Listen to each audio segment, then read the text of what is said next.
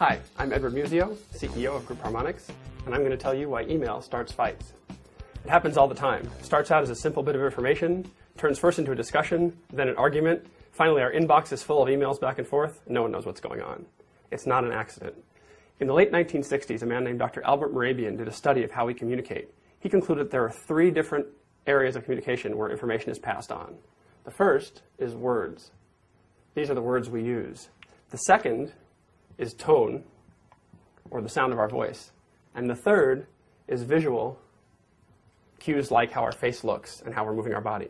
Now, Dr. Mehrabian concluded in his research that the distribution of information looked like this. The visual cues represent 55% of the information that gets transferred. The tone cues represent 38% of the information. And the words represent only 7% of the overall message. Now, since then, other people have argued over those exact percentages, but the message is the same. Think about a presentation you've seen that was memorable and good. You probably remember the overall message. That's the whole pie. You probably remember how the person looked, how they moved, what their energy was like. That's the visual and the tone. But I bet you couldn't write the script of exactly what they said. You don't remember the exact words. It's the smallest part of the information. That's the problem with email. Email is all about the words.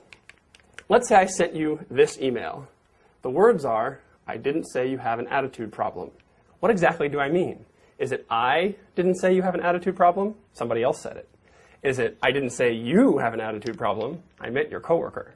Or is it I didn't say you have an attitude problem? I meant you have a communication problem. The words aren't enough to communicate the message. And that's the problem with email. This is a terrible message to send in email because it isn't clear what I mean. What do you do about this? Well, the answer is simple. You use email only when you should. If you're talking about facts, if you're talking about data, when is the meeting? What are the directions to get there? What's our agenda? What's the new policy? Excellent for email. But draw the line there. When you get into emotional content, when you get into sensitive issues, do not let email be your answer. Stop it here and switch back over to in-person or on the phone. Remember, if you get on the phone, you pick up tone again, you've picked up 38% of the information. If you can get to the person in person, you get this 55% back as well.